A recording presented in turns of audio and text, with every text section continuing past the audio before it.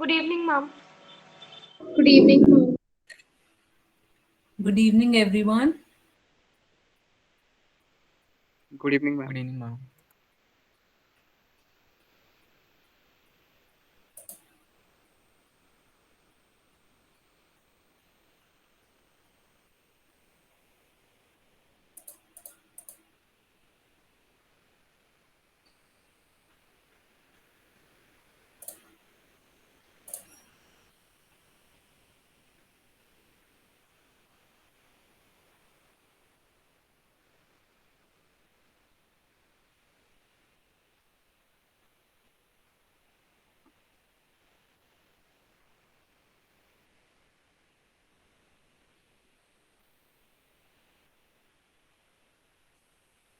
Rhythm, have you shared the question?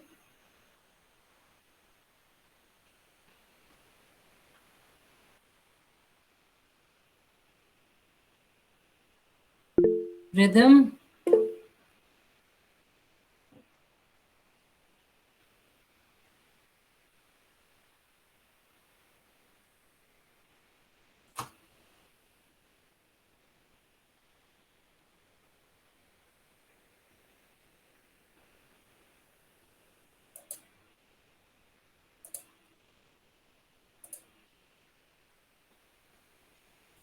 Ma'am cab का हमारा exam नहीं होगा ना? अगर ऑनलाइन एग्जाम्स हुए तो नहीं होगा क्योंकि मैं पूरे सेमेस्टर आप लोगों का ले रही हूँ। अगर ऑफलाइन हुए तो फिर होगा। Okay ma'am.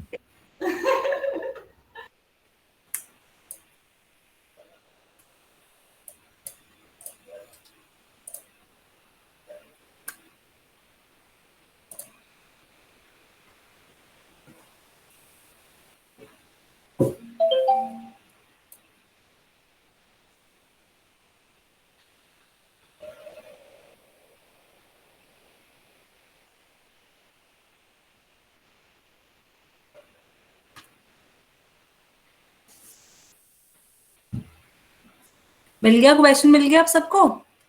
मिल गया? Okay. Yes, ma'am. So the question is on capital budgeting. ABC Limited is in the process of selecting a capital project. The details of two capital projects A and project B identified by the company are provided. You're given the rate of interest, cost of each of the projects, then cash inflows for years 1 to 5.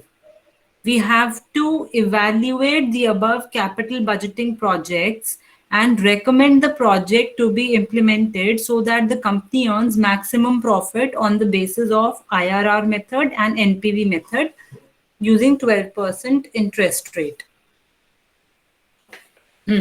So let's just first write down what all is given to us.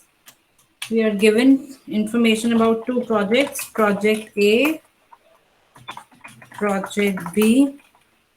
Then the rate of interest is given. How much? 12%.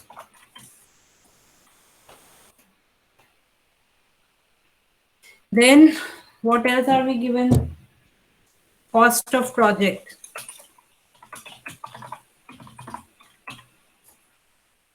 कितनी है?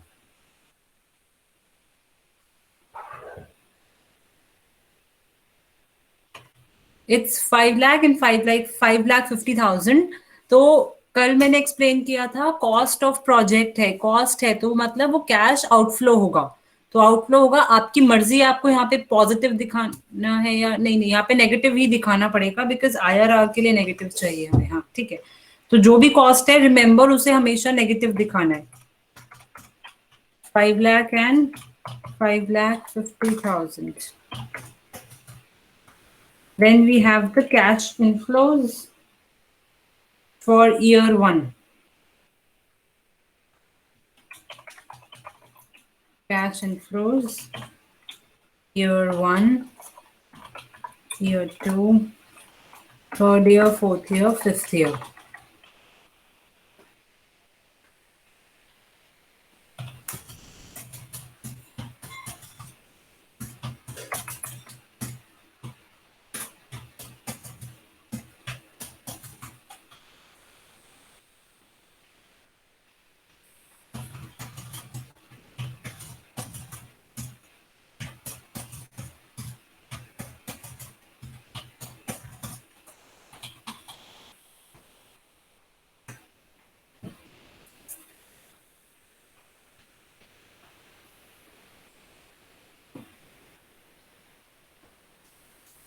Okay.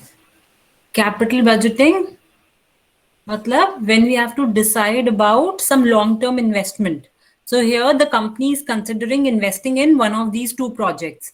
So there are various techniques of evaluating capital budgeting investments, capital budgeting projects. Okay. So there are various techniques जो आप FM में पढ़ोगे. For our purpose, for computers, हमें सिर्फ दो technique सीखनी है, NPV and IRR. Okay. जिसमें से एनपीवी क्या होती है वो मैंने कल एक्सप्लेन कर दी थी. फिर से I am just writing down. NPV is net present value which is equals to present value of cash inflows minus present value of cash outflows.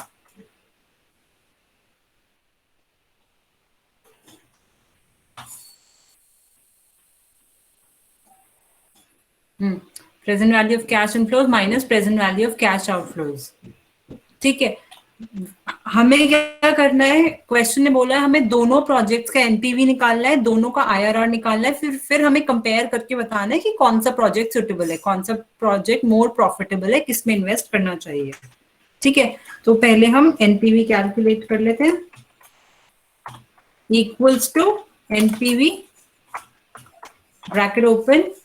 Rate के लिए we are already given the rate of interest in the question. 12% बोला है उसने, 12% पे NPV निकालना है. Comma value 1 value 2 में हमें क्या करना है, सिर्फ कैश इनफ्लोज देने हैं. सिर्फ जो कैश इनफ्लोज है ऑर्डर में, ईयर 1 2 3 4 5 इसी ऑर्डर में हमें उन्हें सिलेक्ट करना है. This formula will give us the present value, the total present value of all of these cash inflows at 12% at the selected rate. Okay. However, as per finance, NPV is present value of cash inflows minus present value of cash outflows. The cash outflows here will be 5 lakh rupees for project A. Since it is already at the beginning of the period, that means we don't have to calculate its present value. Okay. So all we have to do is we have to simply add this. Why are we adding? Because we have already put a negative sign there. So we have to add here.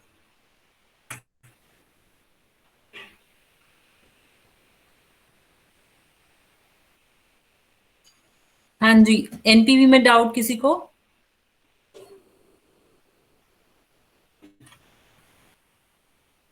Okay, so as soon as I pressed enter, I got this value 30, a long thing, and उसके end में क्या आ रहा है, percentage. NPV is always in rupee terms or in dollar terms, मतलब something in currency. Why? जो भी हमारे यहाँ पे दिए हुए हैं cash inflows and outflows, this is also in currency terms ना, तो ये आंसर भी हमारा currency में आना चाहिए, percentage में नहीं आना चाहिए. By default मेरा percentage में आ रहा है, तो हम क्या करेंगे, ये home tab पे number group में परसेंटेज को चेंज करके करेंसी कर देंगे. ठीक है. Similarly we have to calculate NPV for project B. All we have to do is we have to simply drag this formula. बस दैट इज इट. रेट भी change हो गया, इनफ्लोज आउटफ्लोज सब चेंज हो गए. ठीक है. अब आप लोगों को क्या लगता है कि out of these two projects which one is more profitable, which one should be selected? Project A. Project A should be selected. इसमें क्लियर है, एक का पॉजिटिव है, एक का नेगेटिव है. पॉजिटिव मतलब इनफ्लोज की वैल्यू आउटफ्लोज से ज्यादा है, तो that's a good thing for us. Negative मतलब आउटफ्लोज की वैल्यू ज्यादा है, इनफ्लोज की वैल्यू कम है, that's a bad thing for us, right? Suppose B का 25,000 होता पॉजिटिव, तब क्या करते? तब भी हम ए को ही सिलेक्ट करते कि जिसका एनपीवी हायर होता है, हम हमेशा उस प्रोजेक्ट को सिलेक्ट करेंगे, मतलब that's more profitable to us. ठीक है. ठीक है. सिंपल सी बात, अगर एक इन्वेस्टमेंट में मुझे 1,000 रुपए देके 2,000 मिल रहे हैं, दूसरे में 1,000 देकर 3,000 मिल रहे हैं, सो व्हाट्स बेटर? 3,000 वाला option is better. That means जहां पे भी इनफ्लोज हमारे हायर होंगे वो हमारे लिए बेटर होगा. एनपीवी क्या कर रहा है, हमें नेट बता रहा है, इनफ्लोज में से आउटफ्लोज माइनस करके नेट बता रहा है, तो जहां पे भी ज्यादा होगा वो हमारा आंसर होगा. ठीक है. अब ये जो आंसर है Our answer is we know that project A should be selected. हम इसको भी, इसमें भी एक फॉर्मूला लगाएंगे यहाँ पे.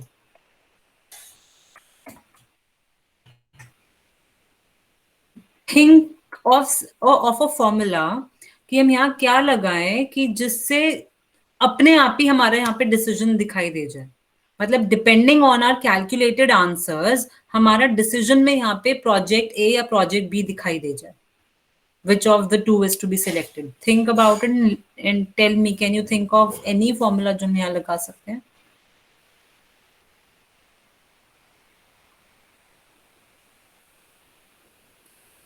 मैम इफ लगा सकते हैं क्या, like if this is greater than this then condition A, मतलब Very प्रोजेक्ट good. ए नहीं तो फिर project B.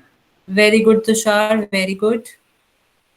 Equals to if NPV of project A is greater than NPV of project B, then our answer should be project A. And since it has to be written, हमें यहाँ पे text में answer चाहिए, इसलिए text value को हम double inverted commas में डाल रहे हैं. If NPV of project A is greater than NPV of project B, then project A should be written here. Otherwise, project B should be written here.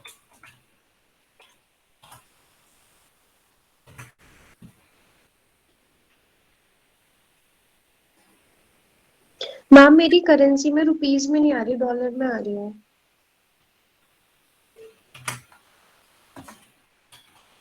Cell select करो, यहाँ पे छोटा सा एक एरो है ना नंबर ग्रुप के side में, नंबर फॉर्मेटिंग का एरो है, इस पे क्लिक करो तो एक डायलॉग बॉक्स खुल के आ जाएगा.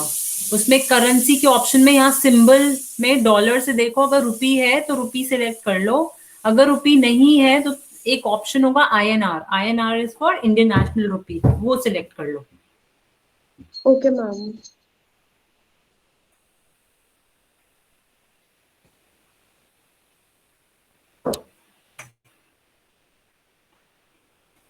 हो गया यहाँ तक? यस डाउट किसी को अभी तक कुछ नहीं? Okay. Next is question. The first part of the question says that we have to evaluate the two projects on the basis of NPV and IRR both. ठीक है? Let's understand a bit about IRR, what it is. IRR is internal rate of return.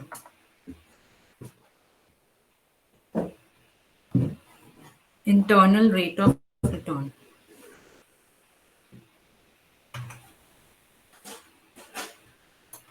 If I invest 100 rupees somewhere, if I invest 100 rupees somewhere right now in a bank, say, and the bank says that they will give me 110 rupees after a year. Okay, so this is my outflow, this is my inflow. So what is the rate of return that I'm earning here on this investment? 10 rupees. 10%? In percentage terms, 10%? 10%. 10%, right? Okay.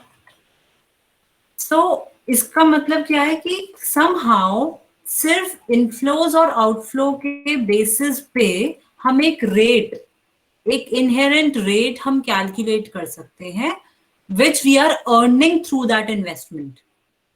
ठीक है? IRR is this rate. Okay. यहां बस क्या है, ये सिर्फ मैंने तुम्हें 1 साल का दिया था तो it's very easy to calculate. अगर 1 से ज्यादा साल हो या 1 से ज्यादा बार पेमेंट्स हो and compound interest is used. चलो अच्छा पहले इधर ही देखते हैं. होता क्या है कि कंपाउंडिंग होती है हमेशा, है ना? मतलब एक्चुअल वर्ल्ड में सिंपल इंटरेस्ट यूज नहीं होता है, कंपाउंड इंटरेस्ट यूज होता है, right?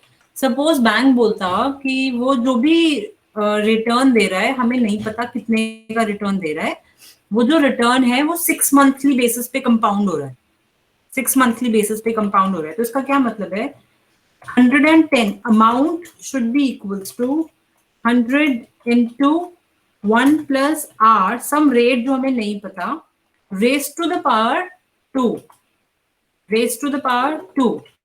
Why 2? Because compounding is being done twice a year. Getting the point? मतलब हम ये जो R है 100 और 110 से तुमने बहुत आसानी से 10 कैलकुलेट कर लिया, 10% कैलकुलेट कर लिया। अगर ऐसा हो कि कंपाउंडिंग मल्टीपल टाइम्स हो रही हो या फिर मल्टीपल पेमेंट्स हो रही है, तो उसमें हम इतने डायरेक्टली हम कैलकुलेट नहीं कर पाते। हम क्या करते हैं, हम ये कंपाउंड इंटरेस्ट का मेथड यूज करते हैं। ठीक है, अब तुम्हें समझ में आ रहा है? मैम ये IRR दोबारा स्टार्ट करा दो, नहीं आया समझ। IRR क्या है? Some rate of return that we are actually earning on an investment. That's not given to us and we have to find that rate. कि हम कितना earn कर रहे हैं।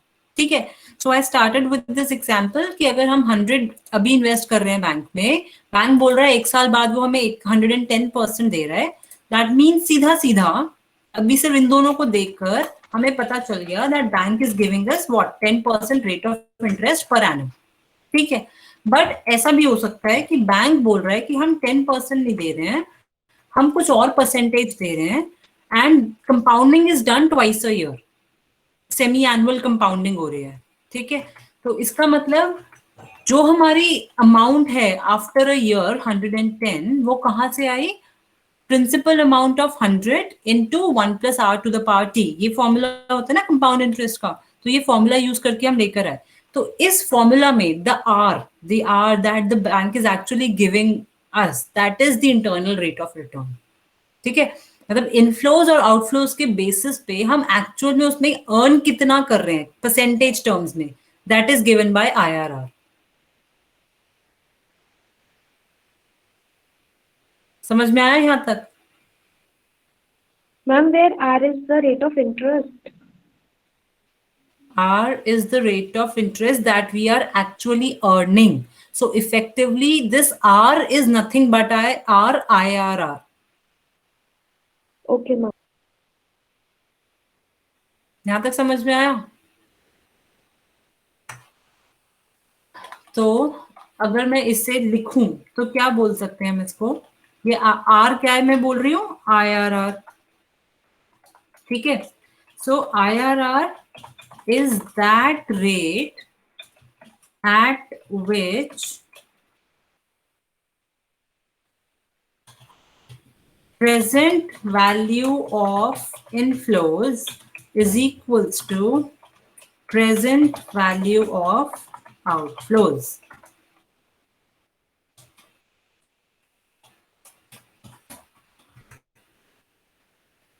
राइट साइड पे इक्वेशन की राइट साइड और लेफ्ट साइड पे क्या है? लेफ्ट पे आउटफ्लो है, इनफ्लो है, और राइट पे क्या है? आउटफ्लो है। ठीक है, हम क्या कह सकते हैं? 100 की फ्यूचर वैल्यू इज 110, या हम कह सकते हैं 110 की प्रेजेंट वैल्यू इज 100। फिर से हम क्या कह सकते हैं? या तो 100 की फ्यूचर वैल्यू इज 110 या फिर 110 की प्रेजेंट वैल्यू इज 100। हम ये कह सकते हैं ना? तो हम क्या कह रहे हैं कि कौन से रेट पे 110 की present value is equals to 100, that rate is IRR। ठीक है, समझ में आया तो well and good. Yes, ma'am. नहीं समझ में आया तो बस इतना समझ लो कि प्रोजेक्ट के इनफ्लोज और आउटफ्लोज के बेसिस पे हम कितना रिटर्न अर्न कर रहे हैं, परसेंटेज में जो रिटर्न आता है दैट इज कॉल्ड IRR। ठीक है, now how do we calculate IRR? We directly have a formula called IRR। We directly have a formula called IRR. IRR के आर्ग्यूमेंट्स क्या है? Values and guess.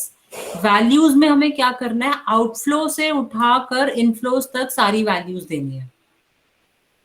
आउटफ्लो से उठा के इनफ्लोज तक सारी वैल्यूज देनी है। एंड IRR के लिए it's compulsory that our outflow should be written in negative terms. अगर हम वो पॉजिटिव लिख देंगे तो उसके लिए सारे इनफ्लोज होंगे, वो हमें कैलकुलेट ही नहीं करके देगा। IRR कब कैलकुलेट होगा? It is that rate at which present value of inflows is equal to present value of outflows. So there has to be two things, no, inflows and outflows. अगर हम सारी की सारी वैल्यूज को positive कर देंगे तो उसके लिए सारे इनफ्लोज हैं वो कैलकुलेट नहीं करेगा। अंडरस्टूड? तो इसीलिए कैपिटल बजटिंग में कॉस्ट ऑफ प्रोजेक्ट हमेशा नेगेटिव दिखाना, इनफ्लो सारे पॉजिटिव दिखाना। Okay, ma'am. अच्छा, इसमें I equals to IRR values दे दी, आउटफ्लो से लेकर इनफ्लो तक सारी वैल्यूज दे दी। फिर उसके बाद कॉमा डाल के क्या है दूसरा आर्ग्यूमेंट क्या है, गेस, और गेस क्या है स्क्वायर ब्रैकेट्स में। तो स्क्वायर ब्रैकेट्स का मतलब it's optional, it's not compulsory, that's one thing. Secondly guess क्यों है, ये बोल रहा है कि आपको क्या लगता है what will be, what should be your IRR, ताकि सी इट्स नॉट इजी। मैंने तुम्हें यहाँ पे बस 1 साल का दिखाया है, ठीक है, 1 साल का तुमकी 100 और 110 का दिखा दे तो this is an easy calculation. अगर 5 साल का होगा तो क्या होगा, हर एक की प्रेजेंट वैल्यू निकालनी पड़ेगी, and we don't know the rate of interest, तो प्रेजेंट वैल्यू निकालेंगे कैसे? तो वो क्या करता है, वो चेक कर करके देखता है 2% पे, 3% पे, 4% पे, 5% पे, जिस रेट पे द वैल्यूज आर इक्वल उस पे वो कह देता है okay this is your IRR। Alright, तो इसीलिए वो हमसे गेस वैल्यू मांगता है ताकि वो उसके आसपास की वैल्यूज को सर्च करे। So it's an optional thing, if you don't want to you can just skip this। ठीक है, हम skip कर रहे हैं, सिर्फ values दे रहे हैं, bracket close, enter। So our IRR is 16%। That means from project A we are earning 16%। This is अभी rounded off नंबर ग्रुप में ही, होम टैब पे नंबर ग्रुप में ही यहाँ पे ऑप्शंस हैं डेसिमल इंक्रीज और डिक्रीज करने के लिए। So I'm increasing the decimal to 2 points. So the exact IRR is 15.76%. That means at this rate, or okay, in simple terms, project A में जो हमें inflows और outflows given है उसके basis पर we are effectively earning 15.76% from this project.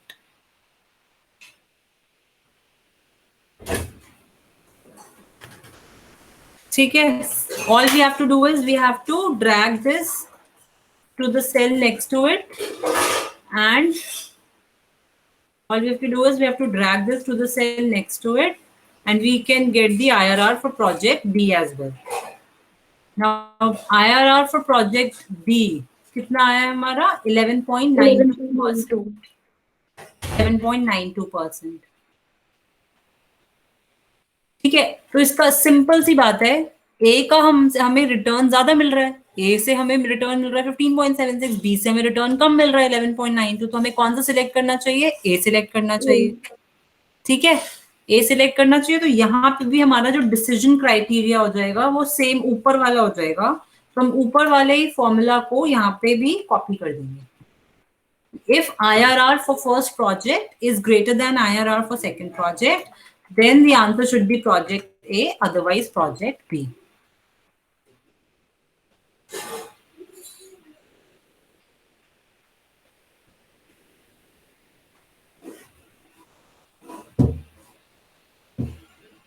अब बोलो,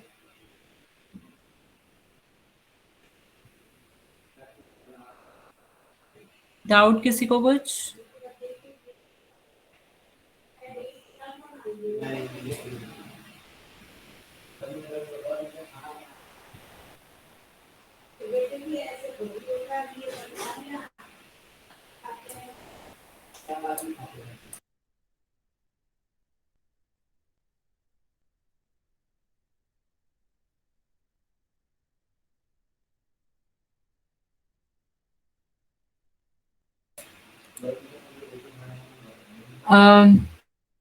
better understanding if you are interested, तो हम क्या करते हैं एक्चुअली में, IRR को कंपेयर करते हैं with the given rate of interest और the rate of interest that we can earn somewhere else. मतलब अगर मेरे पास 5 लाख रुपए हैं, ठीक है, अगर मैं उस 5 लाख रुपए को मैं सिर्फ कुछ नहीं FD में डाल देती हूँ, FD में रेट इज लाइक व्हाट 6%, 5.5 और 6%, 6% मान लेते हैं, तो उस 6% मुझे मिलेगा FD से, और अगर मैं प्रोजेक्ट A में इन्वेस्ट कर दूं तो मुझे मिलेगा 15.76%, so I should invest in project A।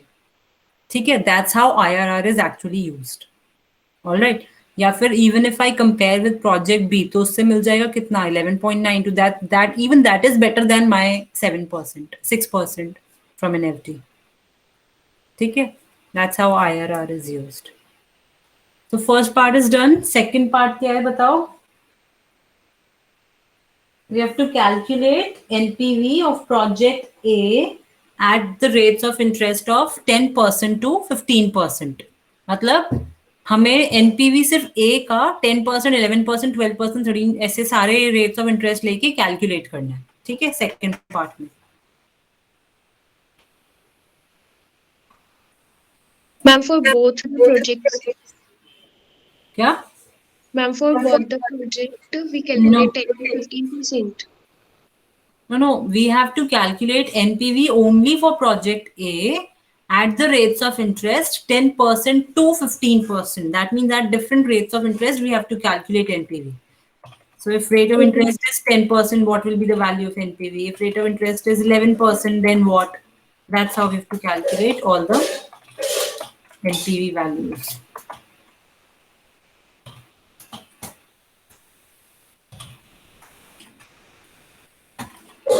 Okay, these are the different rates of interest.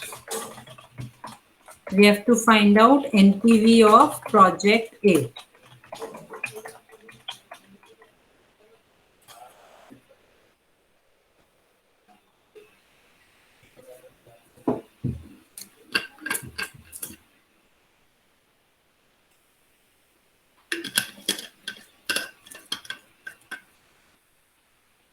अब ये बताओ, तुम लोग बताओ, अब हमें एनपीवी तो कैलकुलेट करना आ गया, बताओ क्या लिखूं?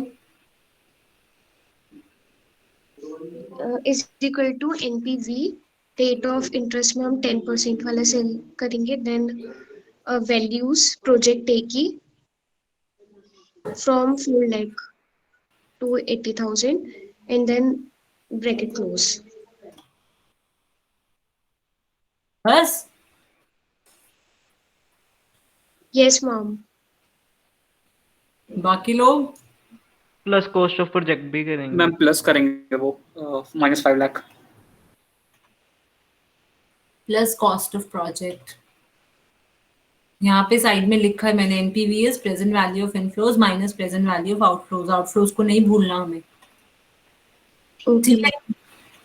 ये हमने कर दिया 10%। अब 11% के लिए क्या करें? एक्सक्यूज मी, क्या मैं इसे ड्रैग कर सकते हैं? No, ma'am ma'am. फिक्स कर देंगे सबको। किस किस को फिक्स करें? मैम एक तो वो जो कॉलम वाला है उन दोनों को फिक्स कर देंगे, B19 B23, और वो लास्ट वाला जो प्लस में उनको प्लस कर देंगे, बस बाकी सब हो जाएगा खुद ही। राइट। अगेन मेरी कोई बहुत बड़ी सी वैल्यू, अच्छा परसेंटेज में आ रही है, तो इन सबको मैंने ड्रैग किया।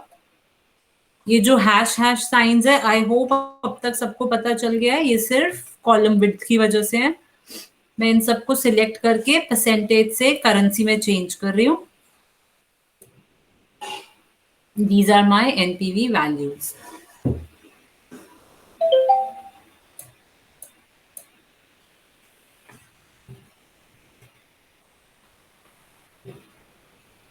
ठीक है, थर्ड पार्ट पढ़ो। Third part is draw a suitable chart for NPV of project A at the rate of interest of 10% to 15%। मतलब जो भी हमने कैलकुलेट किया है इसी को हमें जाकर उस पे दिखाना है, चार्ट पे दिखाना है। हाँ, अब कौन बताएगा मुझे चार्ट कैसे बनाते हैं?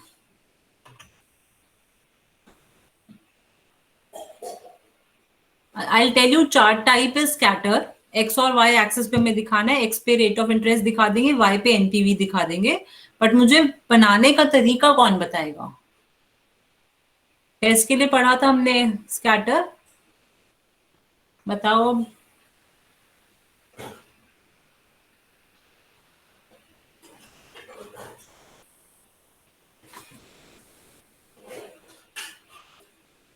बता दो, स्कैटर तो आता है तुम लोगों को?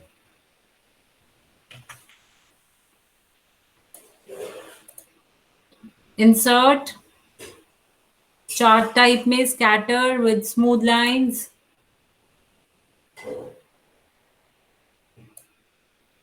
वैसे वो मेरा बाय डिफॉल्ट अपने आप ही बन के आ रहा है,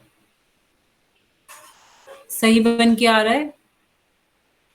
अगर नहीं आता तो हम क्या करते हैं, चार्ट डिजाइन टैब पे सिलेक्ट डेटा ऑप्शन सिलेक्ट करते हैं, फिर डायलॉग बॉक्स आता है, उसमें जो हमने बनाई होती है वो लाइन की इंफॉर्मेशन आ जाती है, उसे हम एडिट कर देंगे।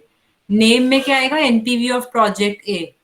एक्स वैल्यूज में क्या आएगा, एक्स एक्सिस पे हमें क्या दिखाने हैं, रेट्स ऑफ इंटरेस्ट 10% to 15%। तो एक्स वैल्यूज में हम ये रेट्स ऑफ इंटरेस्ट सिलेक्ट कर लेंगे, 10, 11, 12, 13, 14, 15।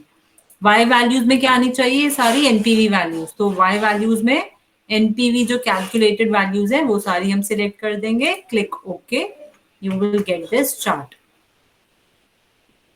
अब इस चार्ट में मेरे वाले में जो दिख रहा है, इसमें और क्या इंप्रूव कर सकते हैं?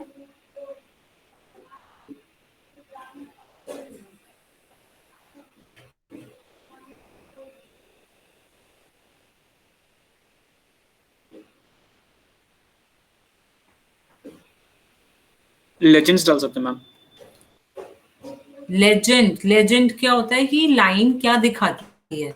Since this is only one line, अगर दो लाइंस होती तो हम लेजेंड डालते कि अलग अलग कलर्स क्या डिपिक्ट करते हैं। ये तो हमें पता है, एक तो NPV of A he depict कर रहा है जो टाइटल है, तो लेजेंड इज नॉट रिक्वायर्ड। और क्या कर सकते हैं इस चार्ट को इंप्रूव करने के लिए? Chart title is already there, NPV of project A. और axis title, access titles, right? Access titles, this will be rate of interest.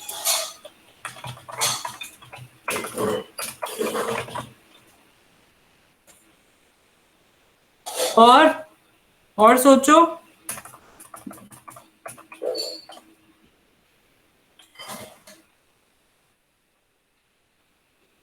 और क्या कर सकते हैं?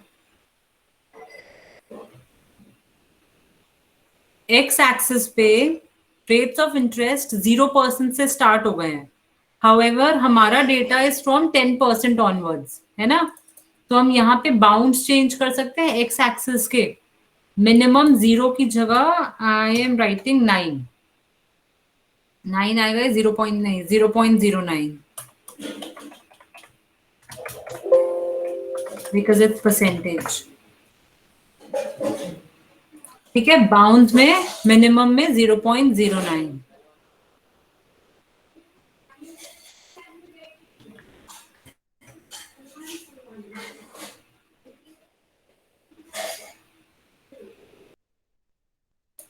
Now the question is over. अब बताओ, किसी को कुछ भी पूछना है, कुछ भी डाउट है?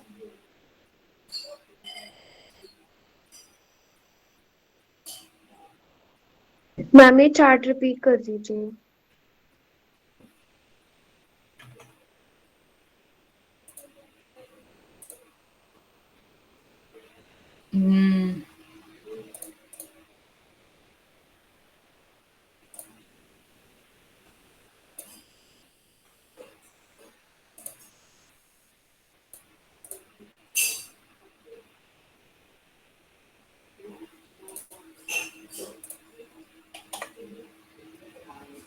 Insert, scatter with smooth lines।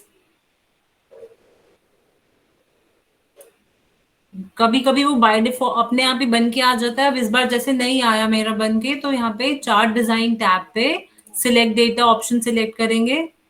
Select data में ये जो ऐड है, सीरीज जिसे हमें ऐड करना है, series name is NPV of project A. Series x values, हमें एक्स एक्सिस पे क्या दिखाना है, रेट्स ऑफ इंटरेस्ट। तो ये जो रेट्स ऑफ इंटरेस्ट है 10% to 15%, उन 6 सेल्स को सिलेक्ट कर लेंगे। वाई वैल्यूज में जो ऑलरेडी लिखा था ना 1, उसे पहले हटा दिया करो। एनपीवीज जो भी हमने कैलकुलेट किए फॉर दी 6 वैल्यूज, वो हम सिलेक्ट करेंगे, click okay and then okay. ठीक है, ये बन गया। हॉरिजॉन्टल एक्सिस, वर्टिकल एक्सिस, दोनों के टाइटल्स आप अपने आप ही देंगे।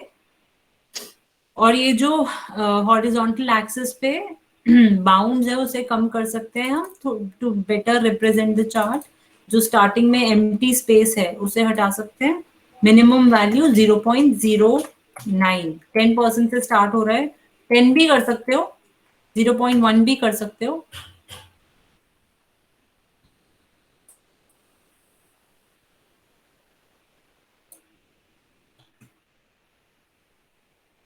अब बोलो, और क्या डाउट है?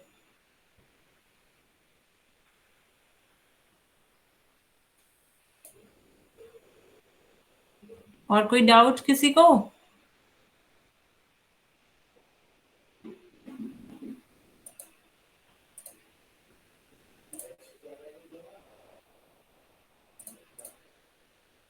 तो फॉर नेक्स्ट टेस्ट क्या क्या हो गया है प्रिपेयर? हमारा कौन कौन सा प्रिपेयर करना है हमें?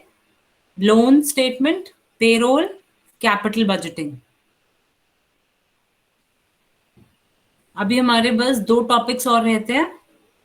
I am starting with 1 more today. By the way, बात बताओ, बाकी क्लासेस हो रही हैं तुम्हारी या नहीं हो रही हैं? मतलब बच्चे Yes, इतने कमा ma'am. रहे हैं, इतने कमा रहे हैं सब में 20 बच्चे बस।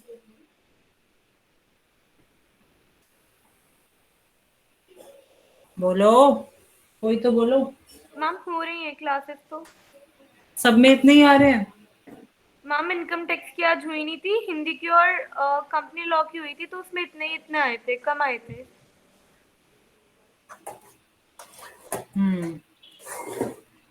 चलो कोई बात नहीं, we'll still start with the next topic. Next is a very easy topic, ratio analysis.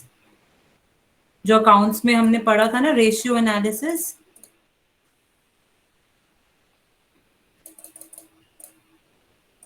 So if you have the final accounts, if you have the financial statements of a company and you have to calculate the ratios from those the balance sheet figures and P&L statements, then how do we do that?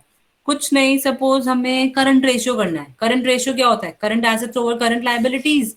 ये दोनों figures हमें balance sheet में मिल जाती है, तो हमें क्या करना है? इक्वल्स टू वो फिगर करंट एसेट वाली सिलेक्ट करनी है, डिवाइडेड बाय करंट लायबिलिटीज वाली सिलेक्ट करनी है, बस।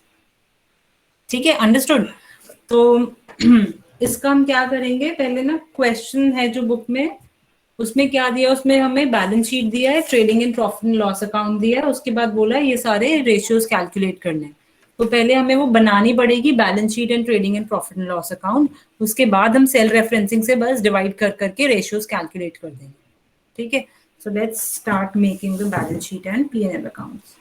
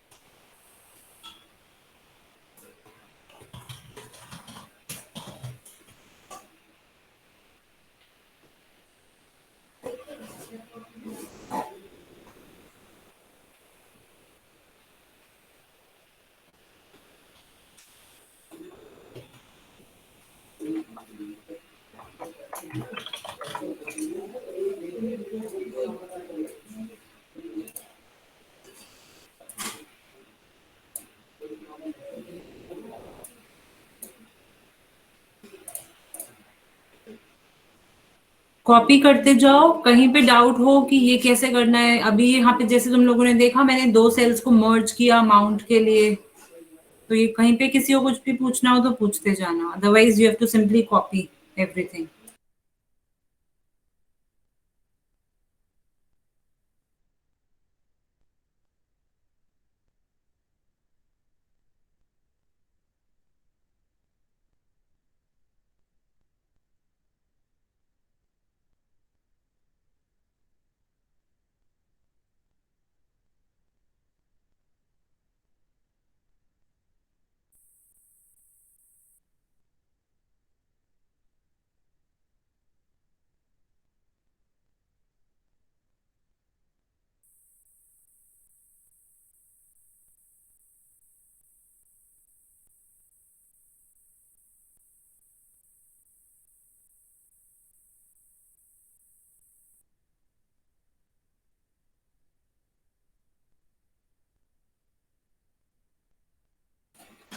सी, अमाउंट के 2 कॉलम्स है।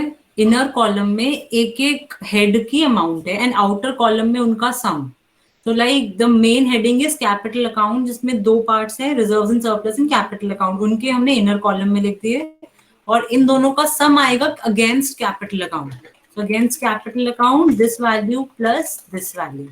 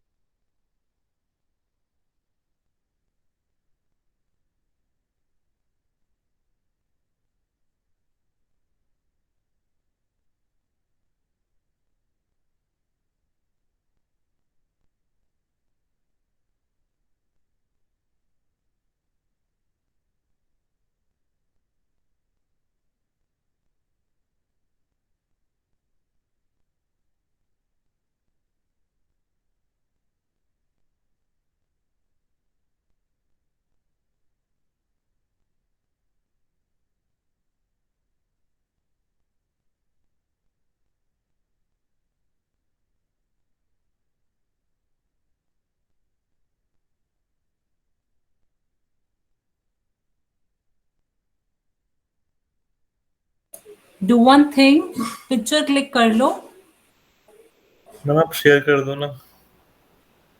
शेयर कर दूं, एक्सेल फाइल शेयर कर दूं? Yes ma'am. इतने लेजी हो पुनीत तुम, चुपचाप बना लो बैठ के। मैम वो ज्यादा कन्वीनियंट रहता। कन्वीनियंट नहीं, इसे लेजीनेस कहते हैं।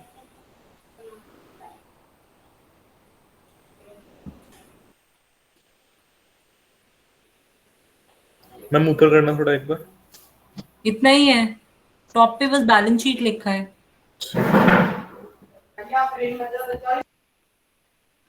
फोटो क्लिक करो, कंप्लीट करो, मैं इसके आगे ट्रेडिंग एंड पीएनएल अकाउंट बना रही हूँ।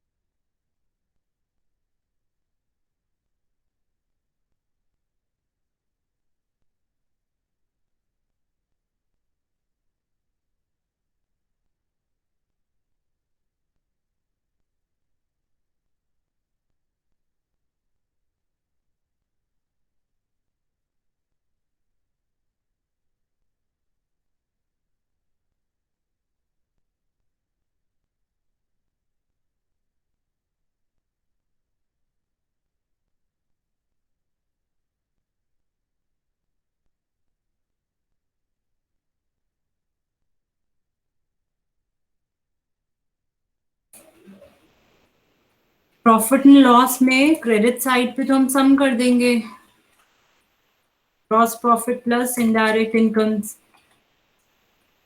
ठीक है, लेफ्ट साइड पे डेबिट साइड पे क्या होगा? जो पहले नेट प्रॉफिट कैलकुलेट हम करेंगे वो कैसे करेंगे? Equals to total on credit side minus indirect expenses.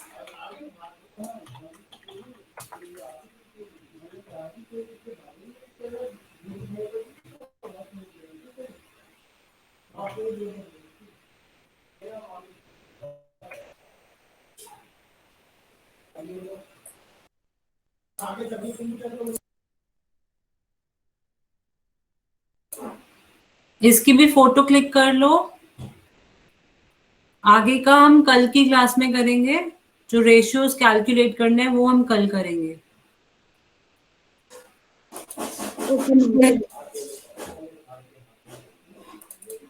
I'll just mark your attendance.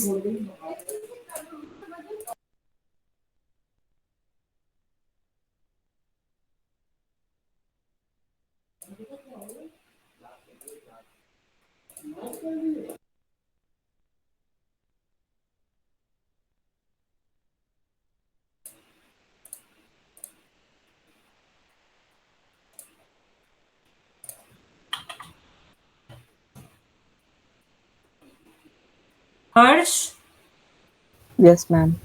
Anushka, Present, ma'am. Alekh, Nimisha, Nimisha, Tanupriya, Present, ma'am. Ayushi, Zainab, Present, ma'am. Shreyansh, Harshit Garg, Kartik, Present, ma'am. Chetan, Ridham, Shubh, Nipun, Present, ma'am. Madhur, ध्रुवित, Palak, Present, ma'am. Ananya, Puneet, Present, ma'am. Anushka Garg, Tushar, Vineet, Present, ma'am. Vineet, Abhishek, Present, ma'am. Mayank, tazia, Irfan, Present, ma'am. Present, ma'am. अनुज, अंशिका गर्ग, और कौन है? तंजीम, Present, ma'am. Harshit Garg, Mamata, Present, ma'am. Bhavya, Present, ma'am. Nikhil, Manish, Sumandeep. Did I miss out anyone? Thank you. See you people tomorrow. Thank you, ma'am. Thank you, ma'am. Thank you, ma'am.